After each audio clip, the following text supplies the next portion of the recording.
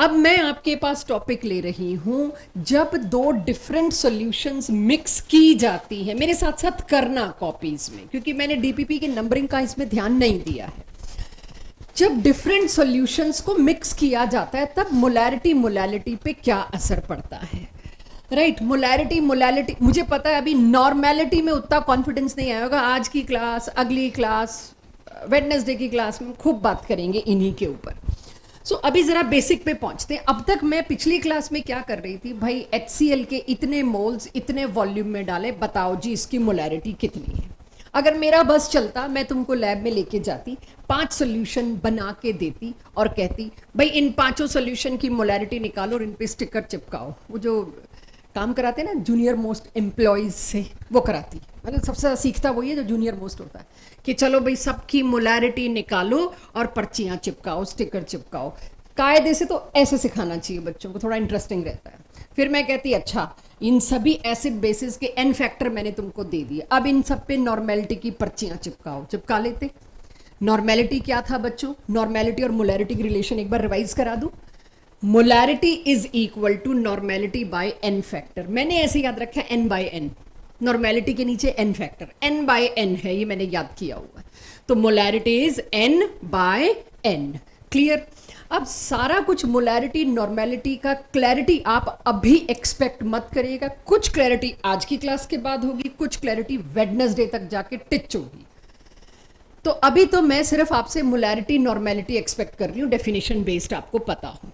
अगर मुझे कहा जाए 2 सॉल्यूशन मिक्स करी जानी है, आज मैं आपको कहती हूँ, आपके घर में शायद आप देखते हो एक बड़ा famous nostalgic for 90s kids, हमारे लिए रूह अफ़ज़ा, आपके लिए शायद पता नहीं रसना आपके टाइम था कि नहीं। मतलब वो मेरे बच्चों जब छोटे थे तब तो रसना नाम का स्क्वैश आता था, मुझे नहीं पता अब क्या स्क्वैश आता है। जो गर्मियों की छुट्टियों में बच्चे फ्रिज में से कॉन्सेंट्रेट निकालते हैं, लीची जूस का कॉन्सेंट्रेट, थोड़ा सा ग्लास में डाला और बाकी पानी और आइस डाल के पी लिया, घर वालों को पता ही ना चले। और घर वालों ने भी आंखों में पट्टी बांध रखी होती, बिजी हैं, पी रहे हैं, खा रहे हैं।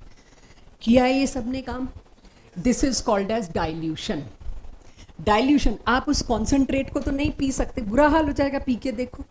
आप थोड़ा सा कॉन्सेंट्रेट डालते हो, ऊपर से पानी डालते हो, तो क्या होता है? कॉन्सेंट्रेशन कम हो जाती है। कह सकती हूँ मैं ये बात, कॉन्सेंट्रेशन कम हो जाती है। कई बार इंजेक्टेबल्स भी छोटी सी पैकिंग में 10 ml आए और हर बच्चे को 1 ml देना है, तो उसके अंदर भी वो डाइल्यूशन करते हैं उस सॉल्यूशन से जो ब्लड की कॉन्सेंट्रेशन से मैच करे और डिसॉल्व हो जाए।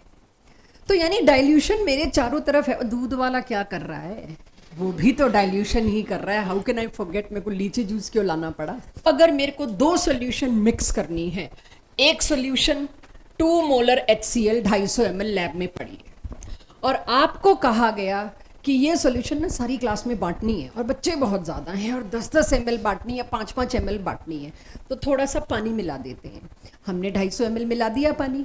नई सॉल्यूशन की मोलैरिटी घटेगी, इसमें तो किसी को डाउट नहीं है, राइट? डाइल्यूशन पे मोलैरिटी घटेगी, यस मोलैरिटी घटेगी। नई मोलैरिटी कितनी होगी? अब निकालने के इनडायरेक्ट तरीके के बजाय सीधे डायरेक्ट तरीके पे आती हूँ।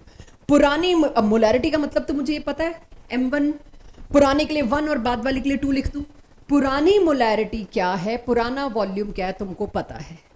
नंबर ऑफ मोल्स हमेशा निकाल लेने चाहिए। नंबर ऑफ मोल्स क्या होंगे? M1 V1। एक ही चीज है जो नहीं बदल रही, नंबर ऑफ मोल्स सेम है। जितना लीची जूस आपने इसमें डाला वो सेम रहेगा, पानी बढ़ घट रहा है। तो यानी number of moles of solute, क्योंकि ऊपर की तरफ क्या होता है बच्चों? सोल्यूट। सोल्यूट के मोल्स नहीं बदल रहे। यही मैंने इतनी देर में आपसे बात करी, दूध में पानी मिलाया जा रहा है, दूध में दूध नहीं मिलाया जा रहा, दूध उतना ही है। तो number of moles are a constant thing in dilution, हाँ या ना? यानी जितने number of moles before mixing water थे उतने ही number of moles after mixing water रहेंगे। तो before mixing number of moles कितने थे? M1 V1। आफ्टर मिक्सिंग कितने रहेंगे? M2 V2, right? तो यानी कि बिफोर मिक्सिंग M1 V1 थे, आफ्टर मिक्सिंग M2 V2 थे, और इन दोनों इक्वेशन का LHS तो सेम था, नंबर ऑफ मोल्स तो सेम ही थे। तो कुल मिला के मैं कह सकती हूँ ये दोनों इक्वल है। M1 V1 is equals to M2 V2। हमेशा डाइल्यूशन के लिए आप ये रिलेशन लगाओगे। पुरानी मोलैरिटी आपको कितनी दे रखी है 2 मोलर, वॉल्यूम कितना दे रखा है 250 ml। कोई जरूरत नहीं है लीटर में कन्वर्ट करने की, दोनों साइड कन्वर्ट करोगे 1000 कट जाना है, तो वो खर्चा बचाना, अपना टाइम पैसा सब बचाइए। इज इक्वल्स टू नई मोलैरिटी, पूछा ही क्वेश्चन में वो कि अब जो आपके पास आया उसकी मोलैरिटी कितनी, नया वॉल्यूम कितना। एक गलती तो आपसे आज मैं ये कराने वाली हूं, पुराने वॉल्यूम में मैंने कितना और डाला था 250 और डाला था, तो नया वॉल्यूम कितना होगा बच्चों 500। आ जाएगी मोलैरिटी ऑल ऑफ यू। तो मेरे पास यहां पर मोलैरिटी आ गई। ये है डाइल्यूशन का बेसिक, इससे हिलना नहीं अगले 1 घंटे में। इसमें कैटेगरी ऑफ क्वेश्चन बदलती जाऊंगी, और जो पिछली क्लास की डीपीपी डिस्ट्रीब्यूटेड थी आपको, वो डीपीपी में आखिरी पार्ट जो डाइल्यूशन लिखा था वो अब शुरू होगा। तो डाइल्यूशन का मतलब नंबर ऑफ मोल्स नहीं बदलेंगे, इसको पकड़े रहोगे तो हिलोगे नहीं। अब इस कॉन्सेप्ट को इंप्लीमेंट करने के लिए कुछ क्वेश्चंस करते हैं। I am not taking from DPP, उसमें नहीं उलझा रही, क्वेश्चन पूरे आप यहां करेंगे, बहुत इजी हैं। तो मैं नहीं चाह रही डीपीपी में उलझे, आज क्लास का कंट्रोल मैं अपने पास रखना चाह रही हूं। सो अब ये डीपीपी के क्वेश्चन नहीं है, ये कैटेगरी मैंने अपनी तरफ से क्वेश्चंस में प्लान की है। Yes, you will find same question in DPP also. जहां मैंने 300 ml लिखा है या 35 ml लिखा है, वहां 40 ml होगा, इतना फर्क होगा बस। तो पूरा मेरे साथ। अगर मान लीजिए इसमें 2 केस हैं, जिन 2 चीजों को तुम मिला रहे हो वो आपस में रिएक्ट अगर नहीं कर रही फिर तो ठीक था, अगर आपस में रिएक्ट कर रही हैं तो कुछ और ही नया बन रहा है, फिर मैं नहीं वो कर सकती। तो case number 1, if non reactive solutions are mixed. अब मैं ओनली डाइल्यूशन पे नहीं हूं, मैं कुछ और चीजों पे हूं। फॉर एग्जाम्पल डाइल्यूशन भी ले रहे हैं साथ साथ। 35 ml 2.4 मोलर HCl लिया, उसके अंदर मैंने वाटर मिलाया, दोनों नॉन रिएक्टिव है। वाटर जो है HCl के साथ रिएक्ट नहीं करता, वही डाइल्यूशन ही हो गया। डाइल्यूशन को मैं थोड़ा सा ट्वीक करके एक भाषा बदल रही हूं। सो 35 ml 2.4 मोलर HCl में मैंने वाटर मिलाया, पता नहीं कितना, क्वेश्चन शायद यही है, ताकि मेरे पास रिजल्टेंट सॉल्यूशन जो है वो इतनी बन जाए। रिजल्टेंट सॉल्यूशन इतनी बन जाए, अभी वॉल्यूम की बात भी मैं करूंगी।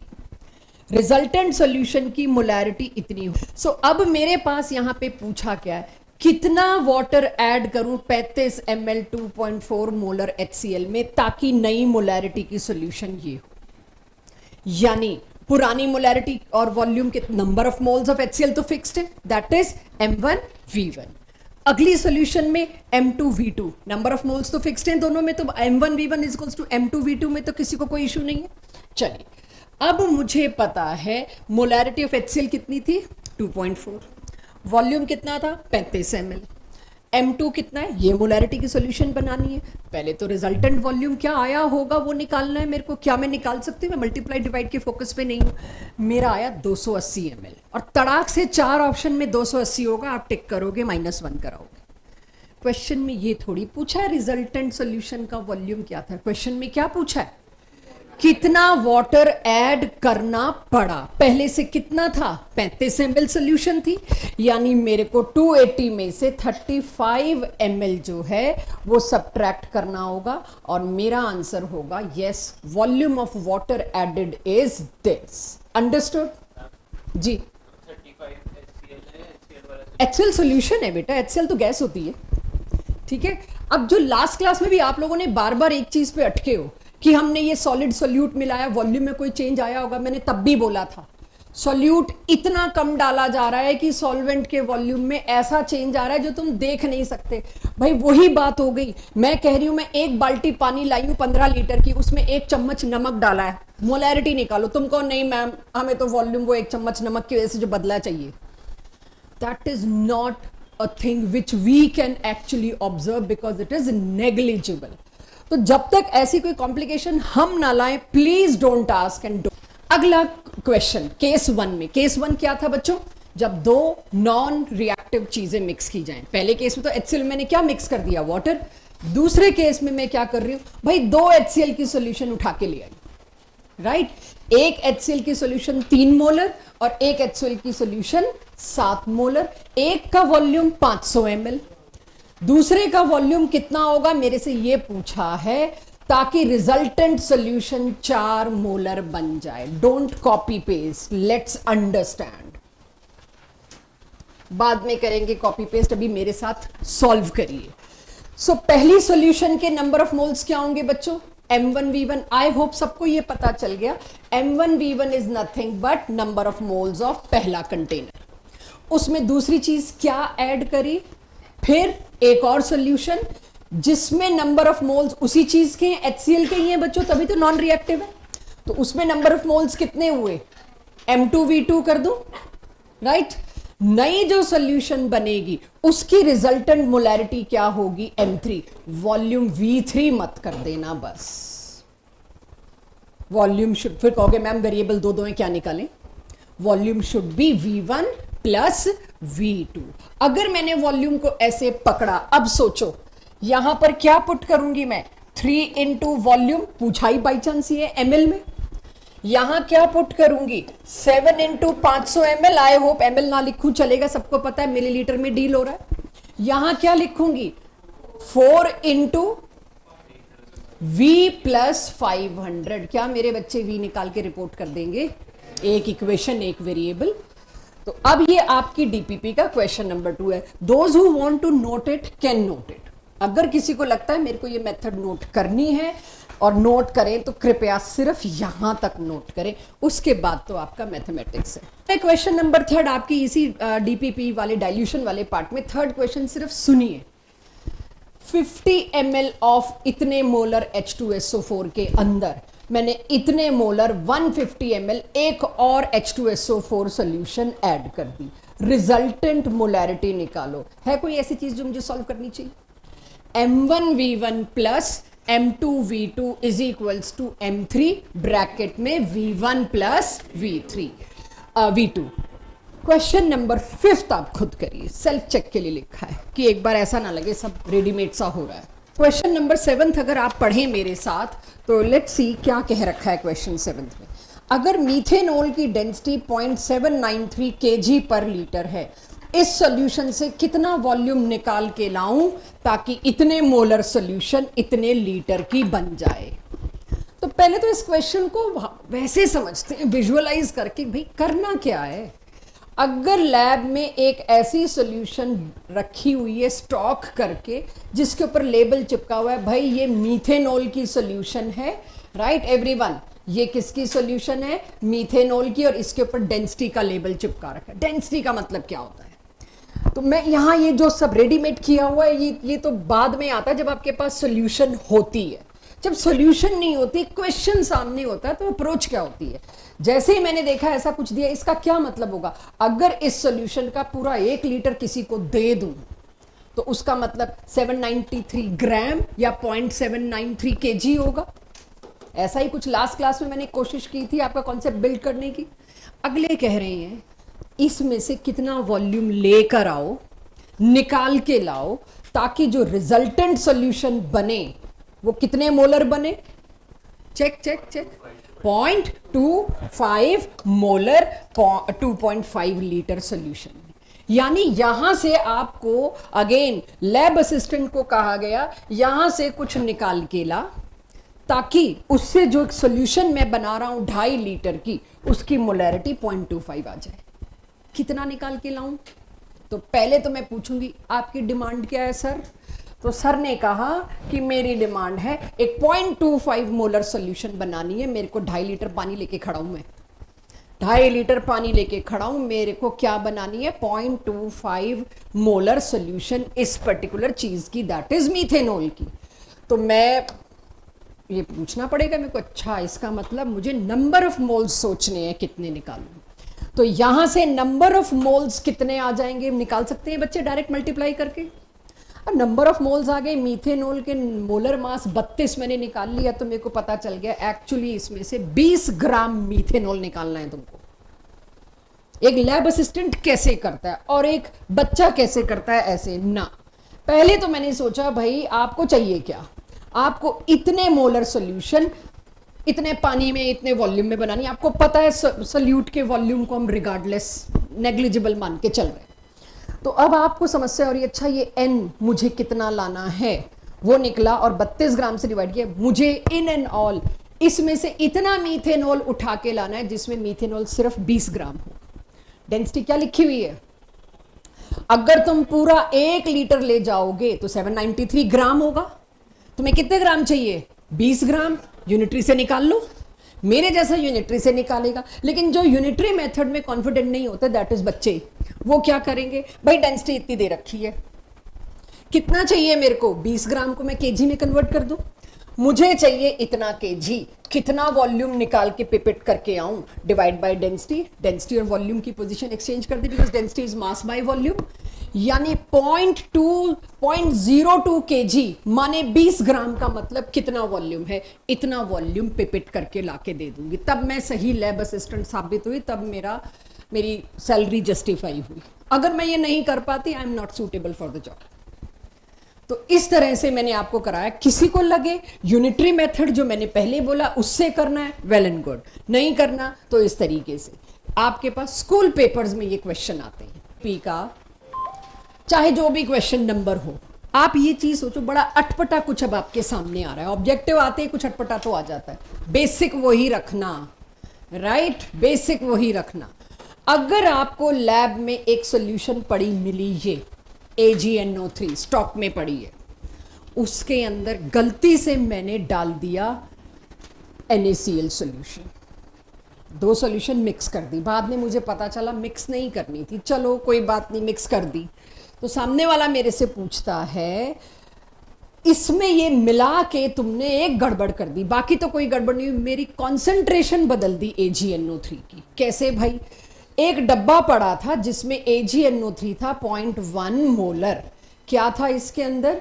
0.1 मोलर AgNO3। इसके 1 लीटर में 0.1 मोल AgNO3 थे, यही मतलब होता है। अब तुमने इसके अंदर दूसरा 1 लीटर डाल दिया NaCl सोल्यूशन का। तो मैं कहती हूं Ag की मोलैरिटी, कॉन्सेंट्रेशन माने Ag की मोलैरिटी निकालो या नाइट्रेट की निकालो। बच्चों, नाइट्रेट की मोलैरिटी निकालने का क्या मतलब है? इसकी कॉन्सेंट्रेशन, इसके नंबर ऑफ मोल्स, जितना AgNO3 होगा उतना ही नाइट्रेट होगा। ये कोई रॉकेट साइंस तो है नहीं मेरे लिए। तो मैं नंबर ऑफ मोल्स तो ऊपर पुट कर दूंगी, नीचे क्या पुट करते हैं? वॉल्यूम। पहले वॉल्यूम 1 लीटर था, अब तुमने वॉल्यूम 2 लीटर कर दिया, तो कॉन्सेंट्रेशन तो घट गई ना। तो यहां पर वॉल्यूम कितना हो गया मेरे लिए? डबल हो गया। इसका मतलब कॉन्सेंट्रेशन घट गई। NaCl Ag पर कोई असर नहीं डालते, NO3 पर कोई असर नहीं डालते, दे डू नॉट रिएक्ट। अगर मैं स्पेशली ये बात ना लाऊं तो आप कहोगे मैम ये पक्का रिएक्ट करेंगे, नहीं करेंगे। दोनों आयंस हैं, दोनों सॉल्ट्स हैं। Ag अपना अलग पड़ा रहेगा सॉल्यूशन में, NO3 अपना अलग पड़ा रहेगा, Na+ अलग पड़ा रहेगा, Cl- अलग पड़ा रहेगा, डब्बे में घूम रहे हैं अपना, बस। They are not combining with any one of them. So जब 2 चीजें रिएक्ट नहीं कर रही तब भी डाइल्यूशन ही मानते हैं, यही चल रहा है शुरू से, तब ही डाइल्यूशन मानते हैं। पहले केस में मैं कौन लाई थी? वाटर। दूसरे केस में क्या? 2 HCl सोल्यूशन, 2 H2SO4 सोल्यूशन या 3 H2SO4 सोल्यूशन, यही। अब वाटर भी नहीं है और सेम भी नहीं है, तो तीसरा ट्रिकी केस, डामाडोल केस आ गया। ये जब दोनों रिएक्ट ही नहीं कर रहे तो फिर वही बात, क्या बात, कैसे इसको सॉल्व करूं? कोई कहे नहीं आपकी इतनी सारी लंबी चौड़ी थ्योरी से मेरे तो कुछ समझ में नहीं आया, तो इसको मेरे को तो M1V1 के तरीके से ही करना है। मुझसे क्या पूछा गया? नई मोलैरिटी ऑफ NO3 आयन मेरे से ये पूछा गया है, न्यू मोलैरिटी। पुरानी मोलैरिटी M1V1, उसमें क्या ऐड किया? Ag है उसमें, M2 क्यों करूं? Ag के मोल, सॉरी NO3 के मोल्स में तो वो कोई कंट्रीब्यूशन नहीं कर रहा बच्चों। NO3 के मोल्स में तो उसका कोई कंट्रीब्यूशन ही नहीं है, तो 0 मोलैरिटी हुई। लेकिन वॉल्यूम का कंट्रीब्यूशन तो है। अब मैं 0 इंटू समथिंग करूंगी तो तुम मेरे पीछे पड़ जाओगे, मैम 0 से मल्टीप्लाई किया तो सब कुछ 0 होगा, वो छोटे बच्चों वाली मैथ्स। तो इसके लिए मैं यहां पर तो सीधे फिर V2 ही लिखूंगी। मोलैरिटी का तो कोई कंट्रीब्यूशन आया नहीं। नई मोलैरिटी क्या होगी? M3, और नया वॉल्यूम क्या होगा? V1 plus V2, that's it. जब 2 चीजें रिएक्ट नहीं कर रही और एक चीज दूसरे से मैच भी नहीं कर रही, नाइट्रेट की कॉन्सेंट्रेशन को हाथ ही नहीं लगा पा रहा, ये कुछ नहीं कर पा रहा, तो यूजलेस है। बस उसका वॉल्यूम काउंट होगा पानी की तरह, भाई उसने सिर्फ आगे वॉल्यूम बढ़ा दिया बस, और कुछ नहीं किया। अंडरस्टूड? तो मैंने हर तरह का केस उठा लिया नॉन रिएक्टिव में। क्लियर हो जाएगा सबको? यहाँ किसी को कोई डाउट? I am waiting. क्योंकि वॉल्यूम इक्वल है इस केस में बाई चांस, क्योंकि इजी क्वेश्चन है, यहां भी 1 तो नहीं लगाओ तुम, सीधे वी लिख के यहां क्या लिख सकते हो बच्चों? 2v। मैंने v1 v2 अपने आप को सेव करने के लिए लगाया कि टेस्ट में आ गया अलग अलग वॉल्यूम, तो मेरे पीछे ना पड़ो आप। ये 25 ml, ये 45 ml, तो आपको पता होना चाहिए। यस, दोनों वॉल्यूम इक्वल भी हो सकते हैं, दोनों वॉल्यूम डिफरेंट भी हो सकते हैं। किसी को अगर इतना नोट करना है करें, मैं आगे चलूं। ये मेरे लिए हो गया 0.1 into V plus V is equals to, नई मोलैरिटी पूछी थी ना, नई मोलैरिटी, और ये हो गया 2v। v और v कट जाने हैं, आप नई मोलैरिटी निकाल देंगे। दिख ही रहा है आधा हो जाएगा। जब वॉल्यूम डबल हो गया मोलैरिटी आधी हो जाएगी। आई होप इतना भी नहीं करोगे अगली बार से, तो आप, मुझे भी नहीं करना चाहिए। जब वॉल्यूम किसी चीज का डबल हो गया तो मोलैरिटी क्या हो जाएगी? आधी हो जाएगी। लास्ट क्लास में मैंने नॉर्मेलिटी बहुत जल्दी में आखिरी में बस आपको एक टर्म दी, कुछ होती है, तब तक मैं ये नहीं बात कर पाई थी आखिर नॉर्मेलिटी की जरूरत क्या पड़ गई थी, क्यों पेट में दर्द हुआ हमारे, जब मोलैरिटी से अच्छा खासा काम चल रहा था। नॉर्मेलिटी की जरूरत अभी थोड़ी देर बाद पता चलेगी। तो नॉर्मेलिटी की जरूरत 2-3 स्लाइड्स बाद आएगी। अभी पहले एक क्वेश्चन पकड़ते हैं। Whatever we have discussed for molarity similarly applicable to normality, यानी कि नंबर ऑफ मोल्स की जगह नंबर ऑफ इक्विवेलेंट्स कर दूं। नॉर्मेलिटी का फॉर्मूला क्या था बच्चों last class? Normality is number of gram equivalent by volume of solution in litres. तो नंबर ऑफ इक्विवेलेंट्स क्या होंगे? N1 V1। आपने वाटर डाला तो नए इक्विवेलेंट्स क्या होंगे? N2 V2, जो कि सेम होंगे। नंबर ऑफ मोल्स नहीं बदलते, वैसे ही नंबर ऑफ इक्विवेलेंट्स भी नहीं बदलते। नाउ माय क्वेश्चन, मैंने यहां पर आपके लिए लिया MgOH होल ट्वाइस। इसकी मोलैरिटी अगर 2 है, इसकी नॉर्मेलिटी कितनी? N/N से करो, फिर बता देती हूं। Molarity is normality by N factor, और इसका N फैक्टर है 2। तो इसकी नॉर्मेलिटी कितनी रिपोर्ट करोगे तुम? तो जब तुम स्टिकर चिपकाओगे मोलैरिटी 2, तो नॉर्मेलिटी कितनी कर दोगे? इसकी 4। एक ही चीज की दो अलग टर्म, जिनकी दो अलग वैल्यू अब समझ में आनी शुरू होंगी मेरे को चीजें। अगर अब मैं कहती हूं जो 3 सॉल्यूशन लाई हूं मैं, तीनों एसिड्स हैं अलग अलग। एसिड आपस में कभी नहीं रिएक्ट करते। एसिड क्यों है बच्चों? H+ की वजह से। 50 ml 1 नॉर्मल HCl, ये भी H+ प्रोवाइड कर रहा है। 20 ml N/2 H2SO4, ये भी H+ प्रोवाइड कर रहा है। N/3 HNO3, पता नहीं कितने ml, शायद वही पूछा है क्वेश्चन में कि इतने ml HCl, इतने ml N/2 H2SO4 और HNO3 के N/3 के साथ मिक्स करूं, कितना वॉल्यूम HNO3 का लाऊं ताकि टोटल सॉल्यूशन का वॉल्यूम 1 नॉर्मल हो जाए। 1 लीटर, 1 लीटर से माइनस कर देंगे? नहीं, कुछ और करेंगे। क्या करेंगे अभी चेक करते हैं। तीनों जगह मेरे को बजाय मोलैरिटी के नॉर्मेलिटी दी। यहां मैं चाहे मोलैरिटी देती नॉर्मेलिटी देती, एक ही बात थी, क्योंकि N फैक्टर 1 था। यहां भी चाहे तुम मोलैरिटी दे लेते नॉर्मेलिटी दे लेते, बात एक ही थी, क्योंकि N फैक्टर 1 था। यहां फर्क था। क्यों नॉर्मेलिटी दिया थोड़ी देर बाद, बट पहले नॉर्मेलिटी की आदत डालते हैं। तो सब कुछ same, N1 V1 plus N2 V2 plus N3 V3, और ये मैंने V4 लिख दिया, बट आई होप मेरी क्लास को पता है V1 plus V2 plus V3 is V4। अब मेरे को V1 और V2 क्वेश्चन में दे रखा है, एक ही वेरिएबल रह जाना है V3, और वही आपसे पूछा गया है। तो इस क्वेश्चन में अब आप ये देख लीजिए, मैं कितनी गिनती बढ़ाती जाऊं फर्क कुछ नहीं पड़ने वाला। मोलैरिटी की तरह ही नॉर्मेलिटी को डील करना है। यहां तक भी अंडरस्टूड? ठीक है, हो जाएगा ये। अब धीरे धीरे हम जाते हैं नॉर्मेलिटी क्यों ले आए जब सब कुछ सेम है। फर्क तो कुछ लोगों को तो समझ आ गया होगा। हाँ जी, कुछ N4 की अगर वैल्यू दे रखी है 1 लीटर पुट कर दो। मतलब वैरायटी ऑफ क्वेश्चंस ऐसे आएंगे आपके पास। तो इसमें क्या निकालना है? क्वेश्चन N4 निकालना है। क्वेश्चन खुद पढ़ो यार, क्वेश्चन 7th। मैं यहां आपको दे देती हूं N4, और वॉल्यूम इसमें मेरे को already 1000 ml I think they रखा है। N4 निकालना होगा, ठीक है, फिर तो N4 निकल जाएगा। V3 का क्या करूं मैं? दे रखा है V3, चेक करो अब तो आ जाएगा। ये क्या होगा V1 प्लस लिखी रखा है ऊपर V3 आ जाएगा बच्चों, इससे पुट कर दोगे। मतलब मैं क्वेश्चन बताते बताते क्वेश्चन भूल के बेसिक कॉन्सेप्ट पे आ रही हूँ। तो अपने आप अब आप देख सकते हैं आपसे क्या पूछा और कैसे पूछा, कोई नॉर्मेलिटी की जरूरत मेरे को समझ आएगी। यहां से आ गए आपके कंपटीशन के बढ़िया क्वेश्चन, जो कुछ मैं करा रही हूँ, बाकी रेडॉक्स पार्ट 2 में कराऊंगी। Mole concept part 2, that is chapter complete redox. When two reactive solutions are mixed, क्योंकि एसिड बेस आपका 9th 10th में पढ़ा हुआ है, इसीलिए मैं ये तो ले सकती हूँ। ऑक्सीडाइजिंग एजेंट, रिड्यूसिंग एजेंट नहीं पढ़ा हुआ, इसलिए वो एन अवस्थी के 20 क्वेश्चन का हिस्सा रिडॉक्स में जाएगा। अब आप बताइए, जब दो रिएक्टिव सॉल्यूशन मिक्स कर रहे हैं तो आपको रिएक्शन का ध्यान देना पड़ेगा।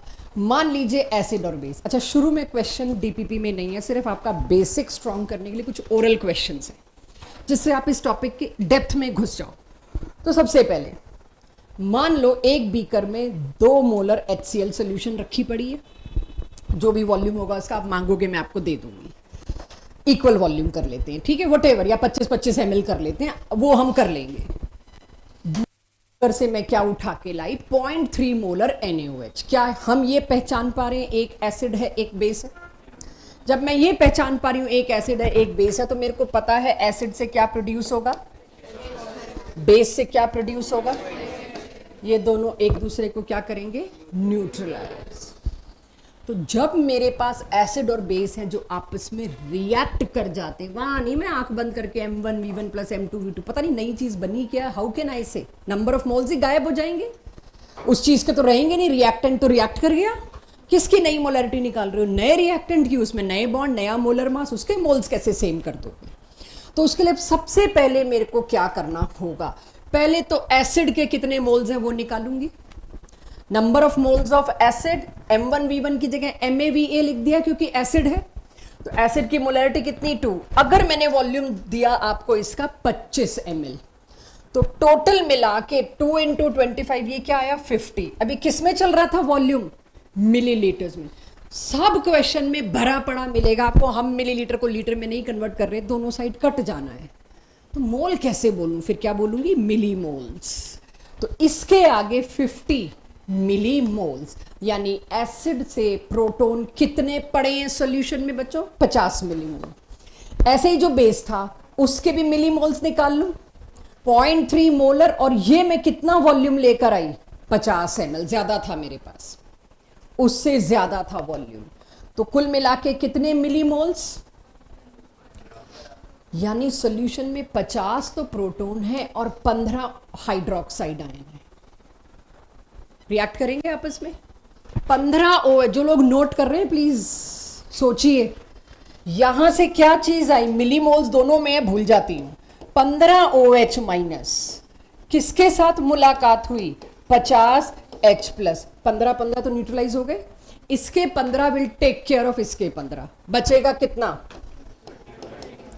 तो मैं यहां सिर्फ आपसे एक सवाल पूछना चाह रही थी, ये सॉल्यूशन एसिडिक होगी कि बेसिक, ये सॉल्यूशन ब्लू को रेड में करेगी कि रेड को ब्लू में, ब्लू को रेड में।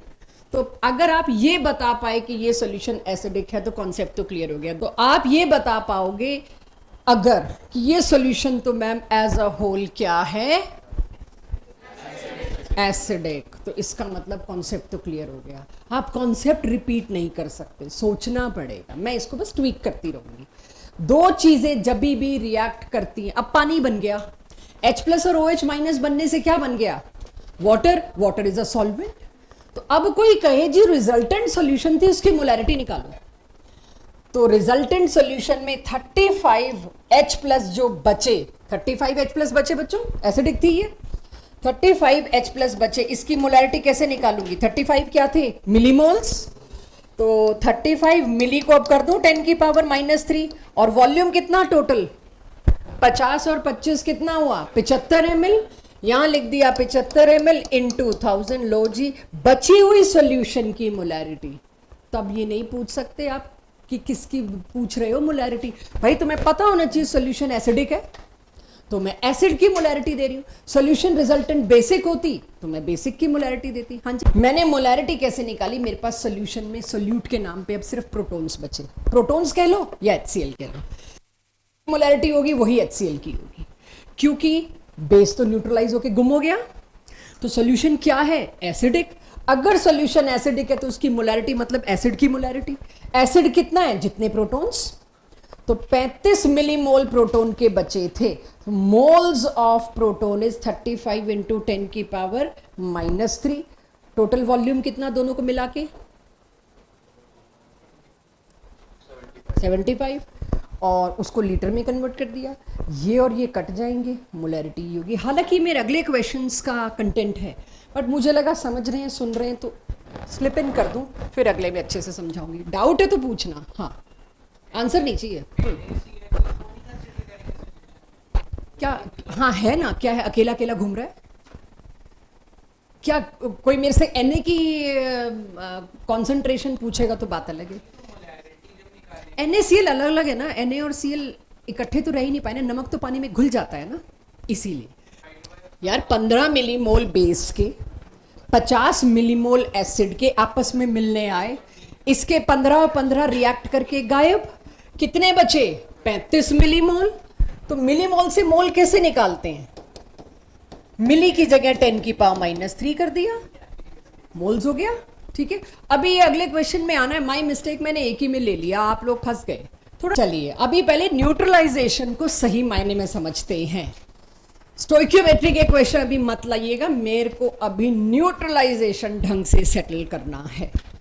अब अगर मैं आपसे पूछती हूं, फिर से स्टेप वाइज सुनना दोबारा, अगर 20 ml इतना 0.01 मोलर मैं उठा के क्या लाई? Aqueous solution of HNO3 acid.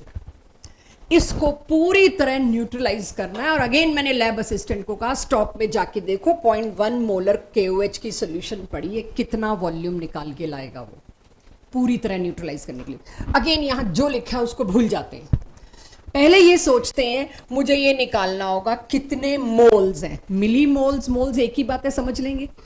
Molarity into volume, यानी आज के बाद आपको टेस्ट ट्यूब में 20 ml 0.1 मोलर है तो उसको आप ये नहीं कहोगे हाँ मेरे को पता है इसमें 20 ml 0.1 मोलर सोल्यूशन है।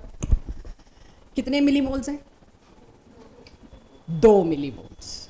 अगर टेस्ट ट्यूब में मैंने टेस्ट में डायग्राम बना के दिया 2 टेस्ट ट्यूब, एक के ऊपर लिखा है 20 ml 0.1 मोलर सोल्यूशन, आप इसको ऐसे नहीं पढ़ोगे, आप इसको तड़ाक से दोनों को करोगे मल्टीप्लाई, मतलब इसके अंदर तुम 2 मिली मोल्स उठा के लाए हो। दूसरी टेस्ट ट्यूब में क्या है क्या नहीं है वो अलग बात है। अब कहा गया इन 2 मिली मोल्स को पूरी तरह न्यूट्रलाइज करने के लिए कितना KOH लाओगे? 2 मिली मोल्स, क्योंकि एक H को न्यूट्रलाइज करने के लिए एक OH चाहिए, 2 मिलीमोल्स को न्यूट्रलाइज करने के लिए 2 मिलीमोल चाहिए, 100 मिलीमोल को न्यूट्रलाइज करने के लिए 100 मिलीमोल चाहिए। जितने HNO3 उतना ही KOH। तो HNO3 कितना था? 2 मिलीमोल्स। इस बात को पेन पेपर पे कैसे एक्सप्लेन करें? अभी तो मैंने ओरली एक्सप्लेन किया। कंप्लीट न्यूट्रलाइजेशन के लिए जितने एसिड के मोल्स होते हैं उतने ही बेस के होने चाहिए। एसिड के कितने मोल्स आपको यहां पर मिले? Molarity into volume. 0.1 molar acid था, 20 ml था, 2 मिलीमोल्स। बेस के कितने होने चाहिए? 2 मिलीमोल्स, ताकि एसिड बेस दोनों पूरी तरह खत्म हो जाए, न्यूट्रलाइज हो जाए। तो बेस के भी सेम पुट कर दूं यहां पर, ये तो मैं कैलकुलेट करके ले आई। मोलैरिटी क्वेश्चन में दे रखी है 0.1 मोलर, कितना वॉल्यूम आएगा? करिए इस क्वेश्चन को अपनी कॉपी में। कुछ लोग बिल्कुल लॉस्ट हैं, यूं हाथ रख के देख रहे हैं, पता नहीं सोच क्या रहे हैं। इस क्वेश्चन को नोट करिए, ऐसे करते हैं। अब मोलैरिटी के होते हुए क्यों नॉर्मेलिटी की जरूरत है, ये न्यूट्रलाइजेशन में आके समझ में आता है। तो अब इस कॉन्सेप्ट को जीरो से समझो। मान लो मैं एक एसिड लाई H2SO4, राइट, और उसके ऊपर मोलैरिटी लिखी है 0.2 मोलर। उसका क्या मतलब है, पहले मेरे को वो समझना है। उसका मतलब है, मेरे क्लास बताए मेरे को जरा, मैं ही क्यों बताऊं, कितने प्रोटॉन्स प्रोड्यूस होंगे इससे? वॉल्यूम साइड में रख दो अभी। 0.4। आपको पता है ये मैं मोल कॉन्सेप्ट की शुरुआत में ग्लूकोज के एग्जांपल से कराया था। अगर 1 मोल H2SO4 ला रही हूं तो 2 मोल प्रोटॉन बन रहे हैं। 1 मोल H2SO4 को अगर मेरे को न्यूट्रलाइज करना है, 1 मोल का मतलब 2 मोल प्रोटॉन को न्यूट्रलाइज करना है। कितना NaOH लाऊं, 1 मोल की 2 मोल? ये आता है तो अगली 2-3 स्लाइड्स आती हैं आपको। बेस तो यही है कि मेरे को ये दे, खाली तुमने मोलैरिटी देख ली होती 0.2 मोल, तो 0.2 मोल के लिए तुम कितना लाते? तुम लाते जी 0.2 मोल NaOH और क्या एज्यूम करते? न्यूट्रलाइज हो गया, पानी बन गया, पी लो। सोच के देखो, अगर न्यूट्रलाइजेशन का कॉन्सेप्ट, अब तो पानी बन गया, हाथ धो लेते हैं इससे। एस्ट्रोनॉट्स ऐसे ही तो पानी को इस्तेमाल करते हैं। एस्ट्रोनॉट्स को यहाँ से पानी थोड़ी लेके जाते हैं इतना। उनका पानी कैसे बनता है? उसके अंदर होने वाले रिएक्शन से जो बाय प्रोडक्ट है पानी, वो उसको यूज करते हैं इवन फॉर ड्रिंकिंग पर्पस। हमने तो उनको वहीं स्वर्ग में डायरेक्ट ही टिकट दे दिया। आप ये सोच के देखिए, अगर मेरे पास 1 मोलर सल्फ्यूरिक एसिड लैब में आया, इसको पूरी तरह न्यूट्रलाइज करो NaOH से। 1 मोलर H2SO4 दिया है, मैं 1 मोलर NaOH मिला दूं, हो गया न्यूट्रलाइज, पी लो। उसके अंदर पूरा 1 मोल प्रोटॉन पड़ा है अभी, तो आपको ये देखना पड़ेगा। तो ये गलती का सीन है और ये लाइफ थ्रेटनिंग है, इसीलिए नॉर्मेलिटी लाई गई। नॉर्मेलिटी में this too will be taken care of, कि कोई आधी नींद में भी करे उससे गलती ना हो, कोई एब्सेंट माइंडेड भी करे, है तो ह्यूमन एरर हो सकती है। नेग्लिजेंस कम हो इवन जब इंजेक्शंस भी दिए जा रहे हैं। तो इसीलिए वो N फैक्टर, कितने डिस्प्लेसेबल H हैं, उसकी केयर की गई नॉर्मेलिटी में। अगर यही मैं कहती भाई 1 नॉर्मल H2SO4 को तुमने न्यूट्रलाइज करना है, क्या करोगे? तड़ाक से without any mistake 1 normal NaOH ले आओगे। 1 नॉर्मल H2SO4 बोलती H2SO4 की कॉन्सेंट्रेशन को 2 से ऑलरेडी डिवाइड करके 1 पे ले आए। इसीलिए नॉर्मेलिटी की जरूरत है। हर जगह जहां न्यूट्रलाइजेशन हो रहा है, 2 रिएक्टिव चीजें मिलाई जा रही, तुमने मोलैरिटी से किया, ये बात याद कर लेना। कल को खुद को लगे ना मोलैरिटी आसान थी, पता नहीं मैम जबरदस्ती क्यों नॉर्मेलिटी में लाए, तो यही हाथ धोने वाली बात याद कर लेना कि कितनी सारी लैब्स में और ऐसी जगहों पे प्रोसेसेस हैं जहां अगर मैं ये गलती कर गई तो इट इज द नेग्लिजेंस जिसकी वजह से कोई भी एक्सीडेंट हो सकता है। तो नॉर्मेलिटी की जरूरत को अब जरा प्रॉपर समझते हैं। मान लीजिए फिर से H2SO4 का 1 मोल लाए, उसने प्रोटॉन कितने प्रोड्यूस किए? उसको पूरी तरह न्यूट्रलाइज करने के लिए आप KOH लाए, उससे OH कितने प्रोड्यूस होंगे? 1। क्या ये कंप्लीटली न्यूट्रलाइज होगा? नहीं, ये न्यूट्रलाइजेशन है इनकम्प्लीट। इसको कंप्लीट करने के लिए या तो यहां 2 करना पड़ेगा, यहां डिवाइड बाय 2 करना पड़ेगा। So, if 1 molar H2SO4, always remember 2 molar proton। मेरे पे तो नहीं याद होता, मेरे से तो गलती होगी, मैंने फटाफट एग्जाम देना है, मेंटल प्रेशर रहेगा और सब्जेक्ट से सब कुछ रहेगा। Let me shift to normality. ये 2 से मल्टीप्लाई करना मैं भूल गई तो मेरे -1 हो जाएंगे। तो इसीलिए जब जब न्यूट्रलाइजेशन है मैं मोलैरिटी से बचूंगी। ये क्वेश्चन मेरे साथ पूरा नोट करना, ये एक टेक्स्ट बुक क्वेश्चन है। जब भी तुम इस कैटेगरी को स्टार्ट करोगे ये क्वेश्चन कर लोगे, उस पर सारे हो जाएंगे, बेस आ जाएगा।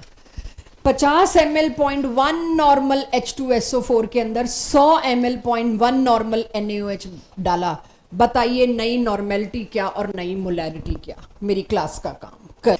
रिजल्टेंट नॉर्मेलिटी, अच्छा नॉर्मेलिटी स्कूल्स में किसी किसी स्कूल में आता है, ज्यादातर स्कूल बचते हैं नॉर्मेलिटी से। अब मुझे पता है एसिड की और बेस की नॉर्मेलिटी कब इक्वल होती है, कैसे इक्वल होती है? न्यूट्रलाइजेशन के केस में। यहां कोई न्यूट्रलाइजेशन तो नहीं बोला तो मैं इक्वल टू हटा देती हूं। भाई न्यूट्रलाइजेशन बोला होता तो इक्वल टू, पूछा क्या है मेरे से?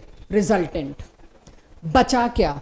अब मुझे ये बताइए एसिड के मिली इक्विवेलेंट्स, अब मिली मोल्स नहीं होंगे, क्या होंगे? Milli equivalents. 5 milli equivalents will be neutralized by 5 base, बचेगा क्या? 5 मिली इक्विवेलेंट्स ऑफ बेस। तो resultant solution will be basic, यानी सोल्यूट इसमें क्या रह गया? बेस। तो मुझे मोलैरिटी किसकी देनी होती है? सोल्यूट की। कॉन्सेंट्रेशन सोल्यूट की देते, कभी सॉल्वेंट की नहीं देते, उल्टी गंगा मत बहा देना। तो अब मेरे को रिजल्टेंट नॉर्मेलिटी निकालनी थी सोल्यूट की, और सोल्यूट मेरे पास कितना बचा था, सोल्यूट मेरे पास इतना बचा था, टोटल वॉल्यूम तो आ गया मेरे पास। अब मैं 1000 से क्यों नहीं डिवाइड कर रही, मिली मिली काट दिए भाई, मिली और मिली काट दिए मैंने यहां पर। तो जब वो कट गए, जो मेरे को पता है, फिर आंसर डिवाइड तो मैं कर ही लूंगी। My point is, remember, neutralization में क्वेश्चन में मोलैरिटी भी दे रखा है तो भी नॉर्मेलिटी में कन्वर्ट करके करना, तुम पे वो छूट जाएगा मल्टीप्लाई करना। बस ये चीज एंड होगी चैप्टर रिडॉक्स, जो हमारा सेकंड वॉल्यूम का पहला चैप्टर, वहां तक आपको बार बार मौका मिलेगा इसको करने का, उसके बाद 12th में फिर मौका नहीं मिलेगा। अंडरस्टूड? ये तो नोट हो गया होगा, मैंने ठीक ठाक टाइम दे दिया जी। चलो अब आप ही की वो जो डीपीपी 5 तो नहीं है, वो उसका ये क्वेश्चन मत देखो, मत देखो, देखना नहीं है, समझ नहीं आने का देखने से, मैं जरा समझा लूं क्या है। अब आपको तो दुनिया में 3 ही एसिड पता है, किसी को चौथा भी पता होगा, नहीं मैम एसिटिक एसिड भी है, 5वां भी दे दोगे लास्ट क्लास में, H3BO3 वीक एसिड, उसके ऑक्सैलिक एसिड, एन फैक्टर। तुम्हें क्या लग रहा है स्पेलिंग और प्रोनाउंसिएशन के लिए थोड़ी ना एसिड चाहिए होते हैं, एन फैक्टर चाहिए। एक के पीछे सारे 2 आ गए, गुड गुड गुड।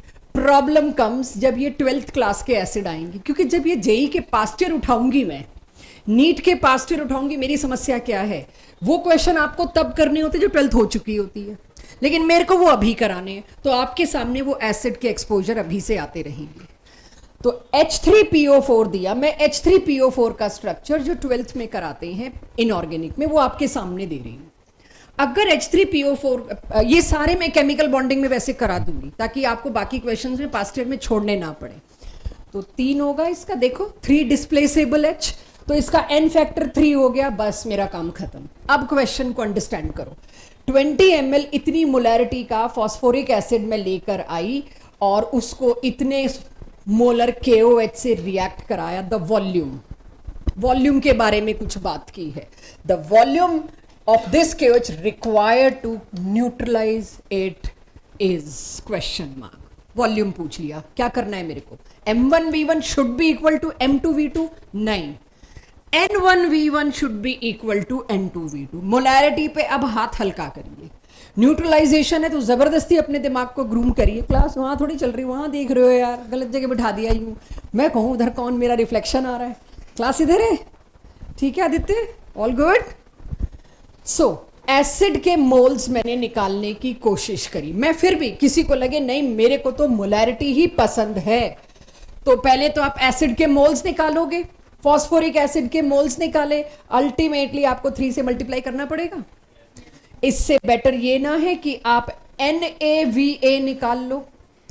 मोलैरिटी आपको एसिड की गिवन है 0.1, नॉर्मेलिटी निकालनी है बाय N फैक्टर 3, सीधे ये ना कर दूं मैं, तो यहां पर मेरे पास एसिड के मिलीमोल्स आए। स्टिल कोई हो सकता है ऐसा, नहीं मेरे को तो मिलीमोल्स कंफर्टेबल है, मैंने उससे ही करने, मैं याद रख लूंगी, रख लो भाई। तो एसिड के कितने मिलीमोल्स आए मेरे पास, 6 मिलीमोल्स। तो उसको कंप्लीटली न्यूट्रलाइज करने के लिए बेस के भी 6 ही मिलीमोल्स चाहिए। तो बेस के मिलीमोल्स में M1 इंटू V1, M1 दे रखा है, वॉल्यूम रिपोर्ट करो, integer type question, 60 is the answer, millilitres में, चेक। इसको मैं आई विश आप लोग नॉर्मेलिटी से ही करें। स्टिल जिनको मोलैरिटी से लगाव है, पहला दिन नहीं छोड़ पाते हम मोलैरिटी, उनके लिए एक और क्वेश्चन मोलैरिटी में उठा लाएं, बट इसमें नॉर्मेलिटी करेंगे टाइम बहुत बचेगा। सीधे मैंने तो इतनी जगह घेरी, अब तो N1V1 should be equal to N2V2 करके वही क्वेश्चन खत्म। एक दो करेंगे, अब आंसर देंगे, आंसर चाहिए, योर टाइम स्टार्ट्स नाउ। एक एसिड, यस बता दूं, कल को कहोगे बिना बताए कर दिया आपने। दिस, इसका N फैक्टर इज 2। कोशिश करना घुसना नहीं आए आंसर, कोई बात नहीं, अभी बताया था तो तुम शायद बिजी हो गए।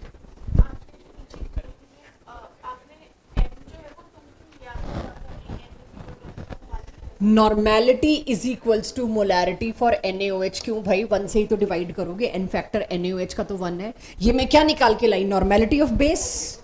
जिसका N फैक्टर 1 होता है उसकी नॉर्मेलिटी मोलैरिटी सेम होती है। ऑक्सैलिक एसिड की थोड़ी निकाली मैंने नॉर्मेलिटी। अब मैं समझाती हूं मैंने क्या किया। मेरे को पहले तो क्वेश्चन समझ में आना चाहिए। मैं ऑक्जेलिक एसिड लाई इतना, आज मैंने एक कोशिश की है कि बच्चे इसको देख के क्या समझें, दिस मल्टीप्लाइड बाय दिस, ये ना समझे हाँ भाई 50 ml सॉल्यूशन 0.5 मोलर की है ना, कितने मिली मोल्स हैं ये सोचो। अब क्योंकि न्यूट्रलाइजेशन वाला है, let me complete the question. इतने ml ऑक्जेलिक एसिड इतने मोलर वाला मैं लेके आती हूं, उसको न्यूट्रलाइज करने के लिए 25 ml NaOH लगा। आप बताओ जो the amount of NaOH in 50 ml of this NaOH solution, सीधा क्वेश्चन नहीं है ये। पहली चीज क्या पूछी गई, एक NaOH सॉल्यूशन जिसका अता पता नहीं मेरे को नॉर्मेलिटी मोलैरिटी का, उस सॉल्यूशन की जरूरत पड़ी इसको पूरी तरह न्यूट्रलाइज करने में। तो पहले तो मेरे को इसकी मोलैरिटी चाहिए होगी। इस मोलैरिटी की 50 ml सॉल्यूशन में कितने ग्राम्स होते हैं? तो जब भी आप जेई और नीट के क्वेश्चन देखेंगे डबल इंफॉर्मेशन को कर रखा होगा मिक्स। तो पहले तो मेरे को पता लगाना है NaOH की मोलैरिटी कितनी थी। भाई मोलैरिटी नॉर्मेलिटी एक ही बात होती है इस केस में। एसिड और बेस है, न्यूट्रलाइजेशन चुपचाप नॉर्मेलिटी पे शिफ्ट हुई है। तो अगर मेरे को नॉर्मेलिटी पे शिफ्ट होना है, for complete neutralization number of gram equivalent of acid should be equal to number of gram equivalent of base. यहां मेरा बेस क्या था? NaOH, और एसिड कौन सा था? Oxalic acid. अब इस एसिड के बारे में मेरे को नॉर्मेलिटी पुट करनी है, तो नॉर्मेलिटी क्या होगी? Molarity into n factor. Oxalic acid का n फैक्टर इज 2, और मोलैरिटी मेरे को शायद इसमें दे रखी है, वो आप पुट कर लेंगे, वो आपको पता है। और ये रहा वॉल्यूम, ये मेरे पास आया एसिड का, should be equal to what? Base. Base का 25 ml दे रखा है, उसी वक्त बेस की नॉर्मेलिटी आ गई बच्चों।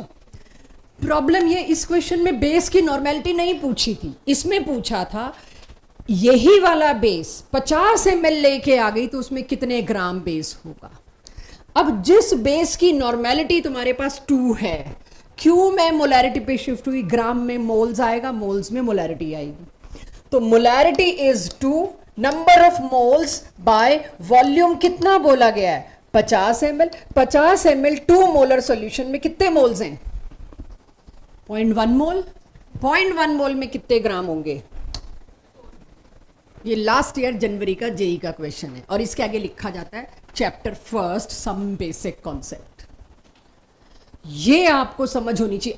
आप सीधा, मेरे ख्याल यहां तक तो सब पहुंच गए होंगे, नॉर्मेलिटी 2 तक पहुंच गए होंगे। इससे आगे अभी पहुंचने में आपको भी 1.5 साल पड़ा है। आप ये मत सोचिए आज आपने यहां तक पहुंच के अब ये टेंशन लो मैं यहां तक तो पहुंच ही नहीं पाया। 100-150 क्वेश्चन करने पड़ेंगे। फिर तो जैसे कल नॉर्मेलिटी बुरी लग रही थी, आज ठीक लग रही है, ऐसे ही ये कल ठीक लगेगा। एक क्या molarity number of moles by volume होती है? हाँ, मेरे को ये क्या आया यहां पर, क्या मिला है? किसकी मोलैरिटी है ये सर? NaOH की। NaOH की मोलैरिटी नॉर्मेलिटी सेम होगी, तो मेरे पास 2 मोलर सॉल्यूशन NaOH की। क्वेश्चन में पूछा है इस सॉल्यूशन का 50 ml लाऊंगी तो कितने ग्राम NaOH मिलेगा मेरे को। तो जब इस सॉल्यूशन का मैं 50 ml लाऊंगी जिसकी मोलैरिटी 2 मोलर है, तो पहले तो मेरे को अब मोल्स निकालने पड़ेंगे। तो मोल्स कितने आएंगे? 0.1 मोल्स। किसी को लगे नहीं ऐसे नहीं जम रहा मेरे को, नंबर ऑफ मोल्स की जगह सीधे यहां पे लिख दो जी मोलर मास 40 पुट करके। पूछा है हाउ मेनी ग्राम्स इस सॉल्यूशन का 50 ml विल कैरी। ठीक है, सो थोड़ा थोड़ा स्लो टुकड़े कर करके चीजों को समझना शुरू करो। क्वेश्चन पढ़ने, ये डीपीपी में मत ढूंढना, पढ़ने और शुरू करने से पहले एक चीज और सुनिए। एसिड का n फैक्टर कैसे निकालते थे हम? डिस्प्लेसेबल H। बेस का n फैक्टर कैसे निकालते थे? डिस्प्लेसेबल OH। किसी सॉल्ट का कैसे निकालेंगे? सॉल्ट का मतलब होता है NaCl, यानी कैटायन और एनायन। तो उसमें एक तो होगा कैटायन, एक होगा एनायन। टोटल कैटायनिक चार्ज से डिवाइड करो। जैसे कि बातें नहीं, खुसुर फुसुर नहीं, जिनको आता है वो चले जाएं घर, हमें भी पढ़ने दें। अगर NaCl के आप NaCl की मोलैरिटी नॉर्मेलिटी के लिए आपको n फैक्टर चाहिए तो उसमें कैटायनिक चार्ज कितना है? 1। लेकिन अगर आपको कैल्शियम क्लोराइड का n फैक्टर चाहिए तो क्या होगा? 2। इसी तरह से अगर आपको Na2CO3 का n फैक्टर चाहिए तो टोटल कैटायनिक चार्ज कितना है? 2। तो n फैक्टर सॉल्ट्स का ऐसे निकालते हैं। इस क्वेश्चन को नोट भी करिए और करने की कोशिश करिए। एक बेसिक सॉल्ट होता है तो ये अगेन न्यूट्रलाइज कर रहे हैं, तो आपको ये टेंशन कि हमें कैसे पता लगेगा न्यूट्रलाइज हो रहा है। तो न्यूट्रलाइज वर्ड आ गया नीचे, तो हिंट तो हो गई क्वेश्चन में कि न्यूट्रलाइजेशन पे बात चल रही है। नहीं तो अभी हम खड़े हैं बताने के लिए। अगले छठे चैप्टर में कोई दिक्कत ही नहीं आएगी, आपको खुद पढ़ाया जाएगा एनसीईआरटी में कि ये बेसिक सॉल्ट है, कि ये बेस है। सबसे पहले तो मेरे को ये पता चला 25 gram of the given HCl solution require 30 ml 0.1 molar sodium carbonate. इसका मतलब मेरे पास सोडियम कार्बोनेट की सारी इंफॉर्मेशन है M1V1 या N1V1। तो HCl की भी आ जाएगी इंफॉर्मेशन, कुछ तो देखते हैं क्या आई। HCl जब कंप्लीटली न्यूट्रलाइज हुआ है सोडियम कार्बोनेट से, तो उनके नंबर ऑफ ग्राम इक्विवेलेंट पक्का बराबर रहे होंगे। नंबर ऑफ ग्राम इक्विवेलेंट जब Na2CO3 के कोई मेरे से पूछेगा तो मैं क्या करूंगी? Molarity into N factor.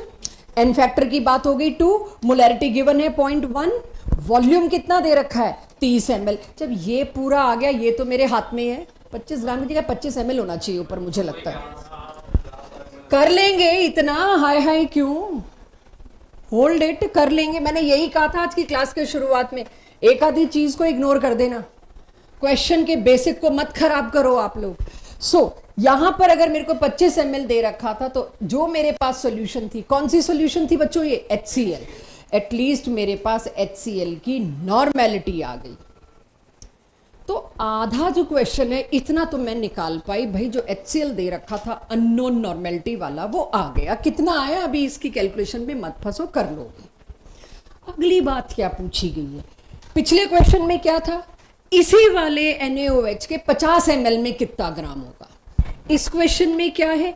इसी वाले HCl का कितने सॉल्यूशन लाऊं मैं ताकि इसको न्यूट्रलाइज कर दूं। डबल टाइट्रेशन, मतलब 6 चैप्टर में टाइट्रेशन वर्ड इंट्रोड्यूस करूंगी, सॉरी, डबल न्यूट्रलाइजेशन। तो पहले इस HCl से सोडियम कार्बोनेट को न्यूट्रलाइज करा और डेटा आ गया HCl की नॉर्मेलिटी का।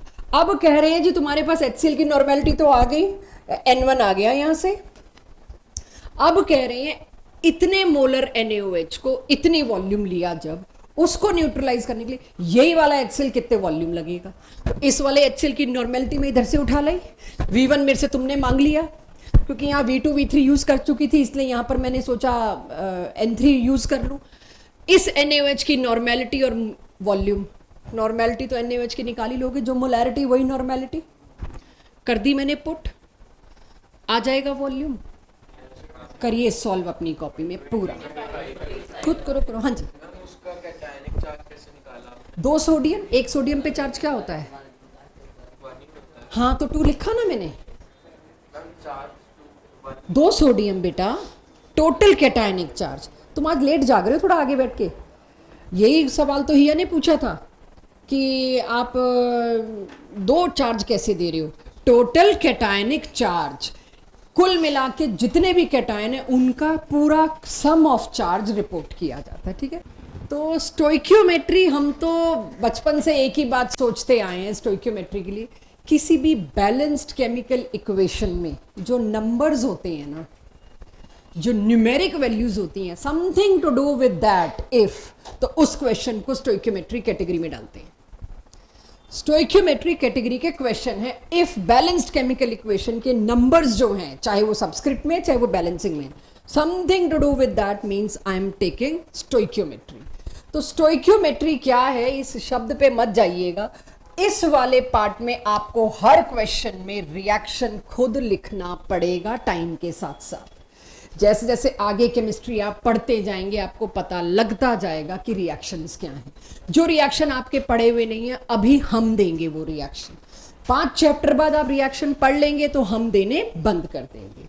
तो सबसे पहला रिएक्शन मैं आपको एक बता दूं, कोई भी ऑर्गेनिक फ्यूल, ऑर्गेनिक चीज जैसे कि इथेन, मीथेन, प्रोपेन, ब्यूटीन, कोई और नाम ऑर्गेनिक स्पीशीज का? कार्बन डाइऑक्साइड और प्रोपाइन। अब एल्केन, एल्कीन, एल्काइन से ऊपर उठो, ग्लूकोज, ये भी ऑर्गेनिक है, carbon and its compound is organic. और कोई? Benzene, ethanol, methanol, benzoic acid, ये जितने भी ऑर्गेनिक स्पीशीज हैं, सभी ऑर्गेनिक स्पीशीज का अगर आप कंबशन करते हैं तो सिर्फ दो चीजें बनती हैं, कार्बन डाइऑक्साइड और वाटर। सिर्फ दो चीजें बनती हैं। तीसरी वैसे एक और चीज बनती है, heat. They are good fuels. तो अभी हीट तो चलो क्या ही बैलेंस करूंगी मैं। ये अगर आप कहो कि मैम हमें नहीं आता तो गलत होगा। बैलेंसिंग करवाओ। ग्लूकोज की क्यों कराऊं, आसान है, रुको, ये तो तुम कर लोगे। जो कर लोगे उसके लिए थोड़ी आए हो। Help me in balancing. आदत नहीं है शायद।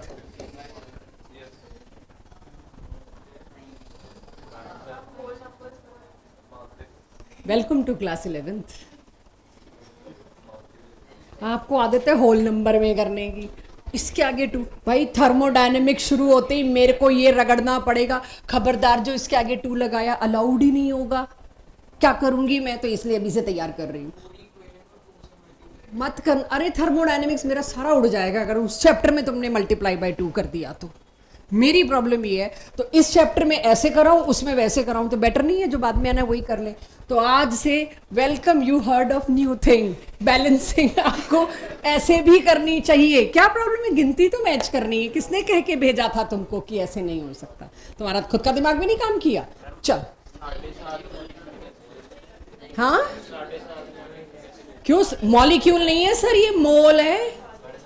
ये मॉलिक्यूल नहीं है 7.5, या जो भी तुम कह रहे हो, ये मोल है। 7.5 मोल तो हो सकता है, बस मॉलिक्यूल कौन काट रहा है यहाँ पे आधा।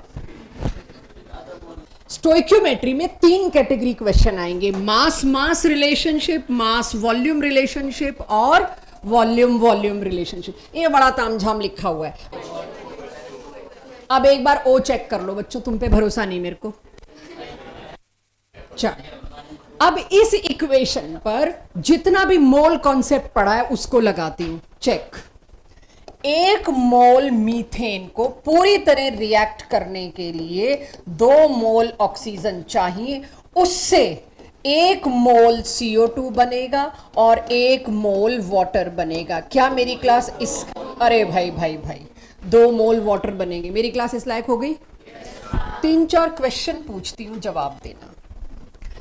आधा मोल मीथेन से कितने लीटर कार्बन डाइऑक्साइड बनेगी एट STP?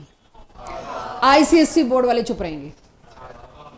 आधा, तुमने क्वेश्चन ही नहीं सुना। आधा मोल मीथेन बर्न करके कितना वॉल्यूम कार्बन डाइऑक्साइड का प्रोड्यूस होगा? आधा मोल नहीं, 11.2 लीटर्स। आधा मोल का वॉल्यूम एट STP क्या होगा? 11.2 लीटर्स। ये हो गए मास और वॉल्यूम रिलेशनशिप। फिर से पूछती हूं ध्रुव, मीथेन का मॉलिक्यूलर मास कितना बनेगा? 12 और 4 16, 16 ग्राम। 16 ग्राम मीथेन बर्न करती हूं तो 44 ग्राम कार्बन डाइऑक्साइड बनता है, हाँ या ना? कार्बन डाइऑक्साइड का मोलर मास यही होता है। अगर मैंने 16 ग्राम मीथेन बर्न किया, कितने ग्राम कार्बन डाइऑक्साइड आएगा? सबसे पहले मोल में कन्वर्ट करेंगे, जो मैंने मोल कॉन्सेप्ट वाली DPP में कहा था। हर बार इंफॉर्मेशन को मोल में कन्वर्ट कीजिए अगर सही चाहते हैं होना। तो 16 ग्राम मीथेन मतलब 1 मोल। 1 मोल से कार्बन डाइऑक्साइड कितना बनेगा? 1 ही मोल, मतलब 44 ग्राम। अब मास मास रिलेशनशिप मैंने अगर आपसे पूछना है तो मैं पूछती हूं 4 ग्राम मीथेन से कितने ग्राम वाटर बनेगा?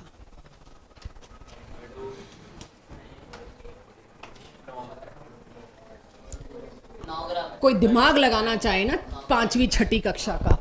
16 के बजाय मैंने क्या पूछ लिया? 4 ग्राम। कितना मोल हो गया? 1/4। 1/4 मोल से कितना वाटर बनेगा? Moles moles moles. भाई 1 से 2 बन रहा है, 1/4 से कितना बनेगा?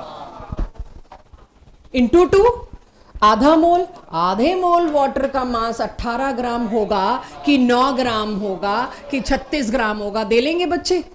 ये है मास मास रिलेशनशिप। अब अगर फिर से ध्यान देना, और मुझे थोड़ा अच्छी स्पीड में चाहिए क्योंकि गलती करानी है। अगर मैं आपको कहती हूं 22.4 लीटर ऑक्सीजन लिया, कितना कार्बन डाइऑक्साइड बनेगा? Volume is 11.2। चेक, बैलेंस्ड है? ठीक है। अब कार्बन मोनोऑक्साइड बना दिया मैंने, ठीक है, तो बैलेंस कराओ। यहां 2 लगा दूं और यहां भी। यहां हाफ क्यों नहीं लगाते तुम लोग?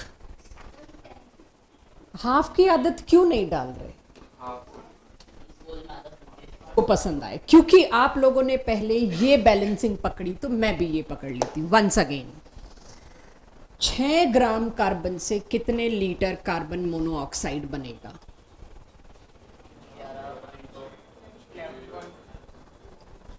दो मोल से 2 मोल। 6 ग्राम मतलब आधा मोल, आधे मोल से आधा मोल, आधा मोल मतलब एट एसटीपी 11.8 मोल कैल्शियम कार्बोनेट से कितने लीटर कार्बन डाइऑक्साइड बनेगा? बिना पेन पेपर के, ऊपर लैंग्वेज में यही लिखा। 5 मोल से, 1 मोल से कितना बन रहा है? 22.4 लीटर। 5 मोल से कितना? भाई तुम्हें नहीं 112 आ रहा है, तुम ये बोल दो ना 5 इंटू 22.4 लीटर, आंसर ही तो देना है कि अगर 1 मोल से इतना बन रहा है तो 5 मोल से कितना बनेगा। अब अगर मैं कहूं 50 ग्राम कैल्शियम कार्बोनेट से कितना कार्बन डाइऑक्साइड का वॉल्यूम बनेगा, तो मुझे ये पता होना चाहिए कैल्शियम कार्बोनेट का मोलर मास होता है 100 ग्राम। निकाल लेंगे। 100 ग्राम से 22.4 लीटर बन रहा है तो 50 ग्राम से कितना बनेगा? तो मैं ऐसे ही करूंगी, 100 ग्राम का मतलब 1 मोल, 50 ग्राम का मतलब आधा मोल। 1 से बनता है 1, आधे से बनता है आधा, आधे मोल का 11.2 लीटर। इस सारे में 12 से 14 सेकंड लगेंगे वो लगाना। प्रैक्टिस दिस थिंग, तड़ाक से नहीं, पहले मोल में कन्वर्ट करना और ये भी चेक करना बैलेंस्ड दी है कि नहीं। पता चले हम सारा कर गए और तो इक्वेशन ही बैलेंस्ड नहीं थी, तो हो जाएगा ये इक्वेशन। ये सब आप चलो ये बताओ, I am waiting. And orally बता सकते हो अब तुम लोग इसको। कितना CO2, बैलेंसिंग चेक करना पहले। एलिना क्लियर हो रहा है बेटा? एक अकेला बच्चा है जो वीडियो ऑन करके बैठा है। यस मैम, समझ आ रहा है। 2 मोल से 1 मोल, 36.5 ग्राम इज 1 मोल। तो 2 मोल से 1 मोल बन रहा था तो 1 मोल से कितना? आधा, आधा मतलब 22.4 लीटर बाय 2 11.2। भाई किसी को लग रहा हो पता नहीं 11.2 कहां से ले आई है ये, तो उनके लिए मैंने डिवाइड बाय 2 दिखा दिया। राइट, अगला, ये सब एनसीईआरटी बैक एक्सरसाइज के क्वेश्चंस हैं।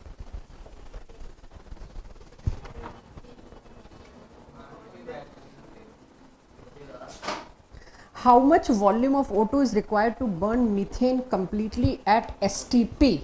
कुछ तो देना पड़ेगा ना। नहीं, बट मैंने कोई मीथेन का ग्राम श्राम नहीं बोला है। नहीं, बट अगर मैं कह दूं how much volume of O2 is required to burn methane, मैं मीथेन के ग्राम्स दे दूं, मैं ये कह रही हूँ, या मीथेन का, हाँ जी बोलो। अबव रिएक्शन में फिर वो तो बैलेंस रहता, तो 1 मोल ही लेके चलोगे तो वही मान के चल लेते हैं। दो आंसर दो।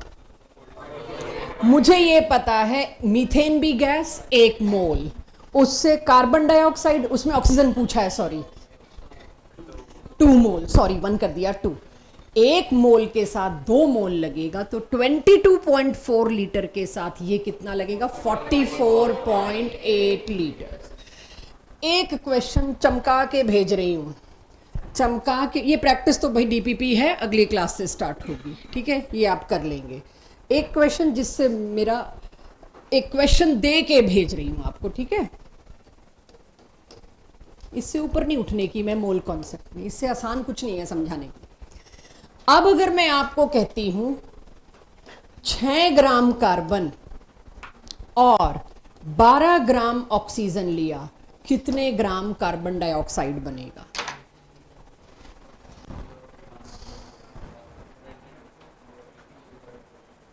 आधी क्लास कार्बन के हिसाब से आंसर दे और आधी क्लास ऑक्सीजन के हिसाब से answer they. I wish. Question है, मैं लेकर आई हूं 6 ग्राम कार्बन, राइट, और 12 ग्राम ऑक्सीजन। मुझे जानना है इन दोनों को जब मैंने रिएक्ट कराया कितना कार्बन डाइऑक्साइड बना। एक सेकंड, 1 बाय 1 करते हैं। नहीं, मैं ग्राम में चल रही हूँ, मास मास। मोक्ष 16 ग्राम बनेगा। तुमने कार्बन को सोचा है कि ऑक्सीजन से सोचा है? ऑक्सीजन से। अगर एवरीवन यहां तुम जो जवाब दोगे मैं उसको गलत कर सकती हूँ। तुमने कर दोनों रिएक्टेंट की कंसंट्रेशन दी है तो it is not that smooth कि भाई यहां पर मेरे को दिख रहा है 1 मोल तो कार्बन रिएक्ट करता, 1 मोल ऑक्सीजन रिएक्ट करता, उससे 1 मोल कार्बन डाइऑक्साइड बन जाता। तो आपने 6 ग्राम बोला है, 6 ग्राम का मतलब आधा मोल, तो इससे आधा मोल कार्बन डाइऑक्साइड बनना चाहिए था, यानी कि 22 ग्राम। हाँ या ना? लेकिन कोई अगर ऑक्सीजन से करता, अगर आप ऑक्सीजन से करने की कोशिश करते तो 12 ग्राम में कितने मोल होते हैं? 12 बाय 32 बताओ भाई, प्रॉपर दो डेसिमल्स में।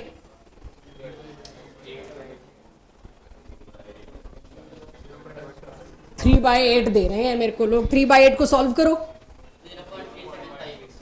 0.37। ऑल ऑफ यू यही आया? आया यही होगा। मोक्ष बोल रहा है तो मान लेते हैं। बताओ भाई सॉल्व करके। 0.37 मोल्स। चलो कह रहे हो तो मान लेते हैं। बस करो यार, दे दी थोड़ी हवा, इसका मतलब थोड़ी की पूरा ही उड़ना है मेरे को। बस इतने में काम चल रहा है मेरा। ऑक्सीजन अगर मेरे को 0.37 मोल दिया, everyone no interruption, 0.37 mole oxygen से कार्बन डाइऑक्साइड कितना बनेगा? लेकिन 0.37 का आंसर तो कुछ और आएगा।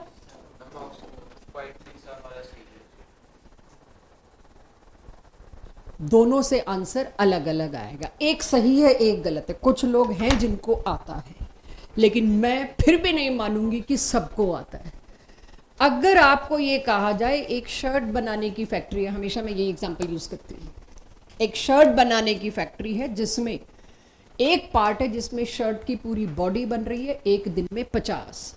दूसरा पार्ट है जिसमें शर्ट के कॉलर बन रहे हैं एक दिन में 200। एट द एंड शर्ट कितनी बिकने लायक तैयार हुई? वो जो 200 कॉलर बने उसके 150 left unused for that day.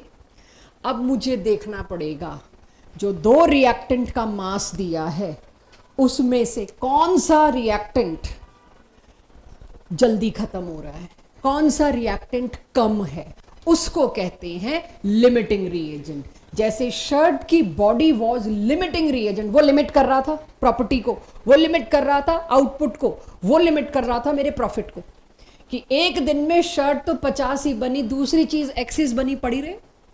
तो कोई एक चीज मैंने एक्सेस में ले रखी है जो लेफ्ट अनयूज्ड, लेफ्ट अनरिएक्टेड होगी, और कोई एक चीज मैंने इतनी कम ली है जिसने सारे रिएक्टेंट को डिसाइड करना है, लिमिट करना है, रोकना है। आज लिमिटिंग रिएजेंट का एक भी क्वेश्चन नहीं लूंगी। वो मुझे लगा तो मंडे एंड में या वेडनेसडे की स्टार्ट शायद उसी से हो। लास्ट टॉपिक, आखिरी पेज एनसीईआरटी का लिमिटिंग रिएजेंट है। तो अभी के लिए स्टोइकियो मत भूलना, जो पिछली स्लाइड तक कराया दिस।